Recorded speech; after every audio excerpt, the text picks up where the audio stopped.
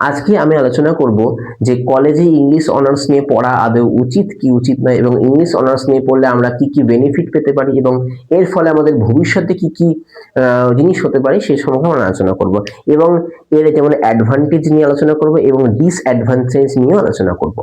যেমন প্রতিটা জিনিসের অ্যাডভান্টেজ আছে, যেমন প্রতিটা জিনিসের ডিসঅ্যাডভান্টেজও আছে। অনার্স কিন্তু এর ব্যতিক্রম না, অনার্স কিন্তু এই আন্ডারের মধ্যেই পড়ে। এবার দেখো, কলেজে তোমরা যখন অনার্স নেবে তখন সিম্পল মাথায় নাও, কলেজে অনার্স নিলে তোমাদের কিন্তু 4 বছরের কোর্স থাকবে। ঠিক আছে, এই 3 বছরের কোর্স হয়, কিন্তু 3 বছরে যদি তোমরা কোর্স করো তাহলে শুধুমাত্র তোমরা অনার্সের সার্টিফিকেটটা পাবে।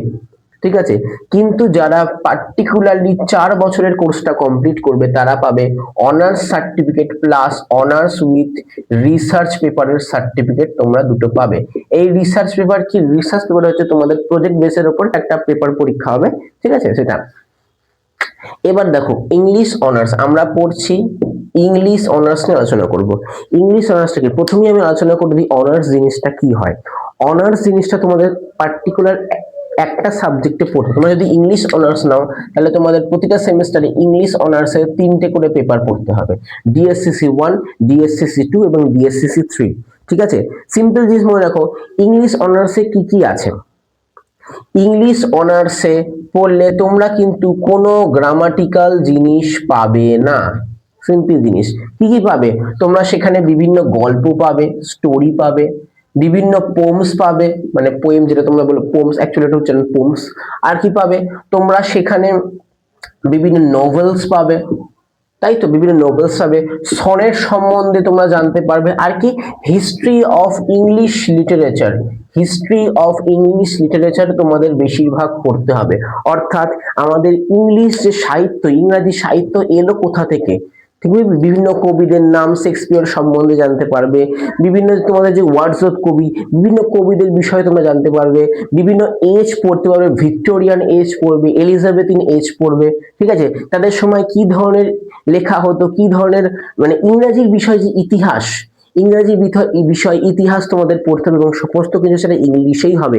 তোমরা যদি কলেজ থেকে বই কিনতে যাও, বই কিনতে গেলে তোমাদের কিন্তু সম্পূর্ণ ইংলিশেই থাকবে, সেখানে কিন্তু বাংলা জিনিস থাকবে না। তোমরা যেই টিচারের কাছে ভর্তি হও সেখানে তোমাদের বেশিরভাগ নোটস থাকবে ইংলিশে, প্লাস সেটা থাকবে জেরক্সে। কেউ কিন্তু তোমাকে ডিটেলসে আলোচনা করে দেবে না, সেটা কলেজে হোক কিংবা বাড়িতে যাক, কারণ আমাদের হাতে সময় থাকে 3 মাস। অনেকে বলে 6 মাস, কিন্তু 6 মাস থাকে না। 1 মাস তোমাদের চলে যায় আনন্দ করতে, বই বেরোয় না, থাকে পড়ে থাকে। আর 5 মাস, 5 মাসের মধ্যে 2 মাস লাগে বই বেরোতে, আর তোমরা পড়ো 3 মাস। 3 মাসের মধ্যে পুরো সিলেবাস শেষ করা সম্ভব না। শুধুমাত্র কি পড়ায় স্যার ম্যাডামরা? শুধুমাত্র তোমাদের সামারি পড়ায়, সামারি পড়ায়। এই সামারির উপর তোমাদের ভরসা করে তোমাদেরকে পরীক্ষা দিতে যেতে হবে। তবে কি, তবে ইংলিশ অনার্স পড়লে তোমাদের স্টক অফ ওয়ার্ডস অনেকটা বাড়বে, তোমাদের ইংলিশে কথা বলার প্রবণতা বাড়বে, তোমাদের ইংলিশে বোঝার প্রবণতা থাকবে। ঠিক আছে, আবারও বলেছি, ইংলিশে অনার্সে কিন্তু কোনো গ্রামার থাকে না। আর তোমরা যদি ভাবো যে আমি ইংলিশে বেশি নাম্বার পেয়েছি এইসে, তাহলে আমি ইংলিশ অনার্স নেবো, সেটা কিন্তু পুরো ভুল। সিম্পল মাথায় রাখো, সেটা কিন্তু পুরো ভুল। ঠিক আছে, ইংলিশ অনার্স পড়তে গেলে তোমাদের মনে যদি মনে হয় যে হ্যাঁ আমি ইংলিশটার বিষয়ে জানবো, আমি শিখবো, ইংলিশের শুধুমাত্র ইংলিশের বিষয়ে জানবো, ইংলিশের আমার কিছু পড়তে ইচ্ছা করে না, তবেই তুমি ইংলিশ অনার্সটা নাও। এতে তোমার আরো তোমার ইচ্ছাটা, তুমি নিজের যে স্বপ্ন দেখছো নিজেকে যেই জায়গায় দাঁড় করাবে সেই জায়গায় তুমি দাঁড় করতে পারবে ইন ফিউচারে গিয়ে। ঠিক আছে, একটা অনার্সের ফিস যেটা মেন আলোচনা হয়, অনার্সের ফিস তুমি ম্যাক্সিমাম 6 থেকে 7.5 কিংবা 8,000 ধরে রাখতে পারো অ্যাপ্রক্সিমেটলি। ঠিক আছে, কিরকম হয়? 6K থেকে শুরু করে 8K অবধি তোমাদের অনার্সের ফিস কলেজ টু কলেজ সেটা ভেরিফাই করে। ঠিক আছে, পাস তোমার হয়ে যায় 3K to 5K এর মধ্যে হয়ে যায়। আর অনার্সের 6 থেকে 8K পর্যন্ত তোমাদের ফিস হয় প্রত্যেকটা সেমিস্টারে। ঠিক আছে, প্রত্যেকটা সেমিস্টারে। আশা করি পুরো বিষয়টা বুঝতে পেরেছো। আবারও বলে দিচ্ছি, কোনো কিন্তু তুমি পরীক্ষায় বেশি নাম্বার পেয়েছো, ইংরেজিতে বেশি নাম্বার পেয়েছো বলে ইংলিশ অনার্স নেবে, অথবা তোমরা কোনো মামা, কাকা, দাদা, ভাই, পাড়ার লোক, পাড়ার দাদা এই বলছে বাবা তুই ইংলিশে এত নাম্বার পেয়েছিস, তুই এই পেয়েছিস, ওদের কথায় অনার্স নেবে না। আজকে যেই মানুষগুলো তোমাকে বলছে অনার্স নাও অনার্স নাও, তোমার যদি ভবিষ্যতে অনার্স থেকে নাম্বারটা কম হয়, তারাই তোমাকে উল্টে কথাগুলো বলবে যে এই বাবা অনার্স নিয়ে কি করলি, অনার্স তুই যখন নিতে তখন পড়ছিস কেন, তুই বেকার বেকার অত নাম্বার পেয়েছিস, বা বলবে টুকলি করে অত নাম্বার পেয়েছিলিস এইচএসে, হাজারো কথা শুনতে হবে। তো সিম্পল জিনিস মাথায় রাখো, যদি তোমার কৌতূহল থাকে সেই সাবজেক্টের বিষয়ে তবেই তুমি ইংলিশ অনার্স নাও, অথবা ইংলিশ অনার্স নেবে না। তুমি পাস পড়ো কিন্তু তুমি স্কুল টিচারের স্বপ্ন দেখতে পারো, পাস পড়েও লোকে কিন্তু বিএড ডিএলএড করে কিন্তু প্রাইমারি স্কুলে, সরকারি স্কুলে চাকরি নিচ্ছে, ঠিক আছে, বেশিরভাগ তাই করে।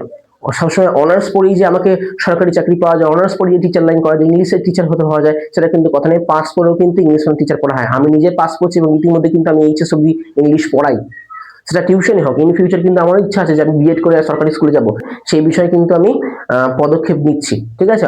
আর পাস পড়েও কিন্তু তোমরা এমএ করতে পারো, হ্যাঁ সবাই সেটা বলে দিই, পাস পড়েও কিন্তু তোমরা এমএ করতে পারো, কিন্তু সেটা তোমাদের ডিস্টেন্সে হয়ে যাবে ইউনিভার্সিটি থেকে, অর্থাৎ তোমাদের সপ্তাহে 3 দিন 1 দিন, সেটা কিন্তু তোমাদের ফিসটা বেশি হবে, আর তোমরা যদি অনার্স পেপার পড়ো, তাহলে অনার্স পেপারে পড়লে তোমাদের এমএ করতে তোমাদের 1 বছর সময় লাগবে, এবং সেটা তোমাদের রেগুলার হবে, আর ফিসটাও একটু কম হবে। বুঝতে পারলে এমএ সাধারণত, এবার দেখো তুমি যদি সরকারি থেকে করো, ঠিক আছে, সরকারি থেকে করলে তোমাদের ফিস কম হবে, বেসরকারি থেকে করলে কিন্তু ফিস বেশি হয়, ঠিক আছে। সেটা অনার্স কিংবা পাস তুমি যাই করো। সিম্পল জিনিস মাথায় রাখো, অনার্স তখনই নেবে যখন তোমার সেই সাবজেক্টের বিষয়ে জানার কৌতূহল আছে। ইংলিশ অনার্সও কিন্তু ব্যতিক্রম নেই, ইংলিশ অনার্সও কিন্তু সেম জিনিস। আবার বলে দিচ্ছি, ইংলিশ অনার্সে কিন্তু তুমি কোনো গ্রামার পাবে না, সেটা সম্পূর্ণ তোমাকে হিস্ট্রি অফ ইংলিশ লিটারেচার পড়তে হবে, বিভিন্ন কবিদের বিষয় পড়তে হবে, শেক্সপিয়ার, ওয়ার্ডসওয়ার্থ, বিভিন্ন বিষয়ে যে কবি আছে সেই কবিদের বিষয় পড়তে হবে। এমনকি সেখানে তুমি গল্প পাবে, বিভিন্ন নাটক পাবে, বিভিন্ন তুমি তোমাদের কবিতা পাবে, যেমন তোমরা 12 পড়েছো আবার ক্যাজুয়ালিটি, সেটাও পাবে, ইউরেসিস সেটাও পাবে, তোমাদের কম্পোস্ট আপন ওয়েস্টমিনিস্টার ব্রিজ ওটাও পাবে, তারপর তোমরা বিভিন্ন জন কিটসের কবিতা পাবে, বিভিন্ন ধরনের বিভিন্ন কবিতা পাবে, ঠিক আছে। তারপর তোমরা আর কি পাবে, তোমরা যদি ম্যাকবেথ পড়েছো সেটাও পাবে, ঠিক আছে, ম্যাকবেথ, তারপর তোমাদের যে অথেলো ফথেলো এগুলো পড়েছো তো এগুলোও পাবে। এইসব এইসব টুকটাক জিনিসপত্র তোমরা সবই পাবে নাটকের মধ্যে। হ্যাঁ, রাইডার্স টু দ্য সিও পাবে, বুঝতে পারলে, রাইডার্স টু দ্য সিও আছে, রাইডার্স টু দ্য সিও পাবে। তাহলে এই টোটাল মিলিয়ে তোমাদের হচ্ছে ইংলিশ অনার্স। এবার পাশের ইংলিশ যদি কেউ না, আর অনার্স সঙ্গে কি পার্থক্য এবার আলোচনা করে দিই। যদি কেউ পাশে ইংলিশটা নাও তাহলে, আর অনার্সে ইংলিশটা নাও, পার্থক্য কি, এই অনার্সে তোমাদের 3টে পেপার একসাথে পড়তে হবে, আর এই 3টে পেপারের থেকে একটা পেপার তোমাদের পাশে পড়তে হবে। ভালো করে বুঝে নাও, যেহেতু পাশে আমাদের 3টে ডিফারেন্ট সাবজেক্ট চুজ করতে হয়, ওই কারণে পড়ার টাইমটা ভালো করে থাকে না। অনার্সে যদি তোমাদের তিনটে শুধুমাত্র ইংলিশ পেপার নিয়ে পড়তে হয়, পাশে কিন্তু তোমাদের এই 3টে পেপারের থেকে একটা পেপার তোমাদের পাশে পড়তে হবে, তখন সেটার নাম হয়ে যাবে সিসি। সেটা তোমার 1 কিংবা 2 তোমরা যাই না, ঠিক আছে, বুঝতে পেরেছো। তাহলে সিম্পল জিনিস মাথায় রাখো যে অনার্স সাবজেক্টটা কি করে কাজ করে। আশা করি ক্লিয়ারটা হয়েছে। এবার যদি ক্লিয়ার হয়ে থাকে তাহলে অবশ্যই কমেন্টে লেখো ক্লিয়ার, আর যদি ক্লিয়ার না হয়ে থাকে তোমাদের ডাউটগুলো কমেন্টে লেখো, আমি পরবর্তী ভিডিও সেই ডাউট নিয়ে ক্লিয়ার করার চেষ্টা করব। আপাতত আমি একটা কথাই বলবো, দুটো সাবজেক্টই ইজি, আবার দুটো সাবজেক্টই কঠিন। পড়লে কিন্তু সোজা, না পড়লে কিন্তু কঠিন। আমি সবাইকে একটাই ডায়লগ দিই, পড়লে সোজা, না পড়লে বোঝা। ওকে, তাহলে আশা করি তোমরা পুরো বিষয়টা বুঝতে পেরেছো। তাহলে তোমরা কি বিষয় নিচ্ছ, অনার্স নেবে না পাস নেবে, কোন সাবজেক্টে অনার্স নেবে, সেটা তোমরা অবশ্যই কমেন্টে আমাকে জানাও। আমি পাস বাড়িতে পড়াই, তো যারা আমার কাছে ভর্তি হতে চাও আমি স্ক্রিনে নাম্বার দেবো, সেখান থেকে তোমরা পাস নিয়ে আমার কাছে ভর্তি হতে পারো। ওকে, তাহলে আজকের জন্য দেখা হচ্ছে পরবর্তী ভিডিওতে। Thank you.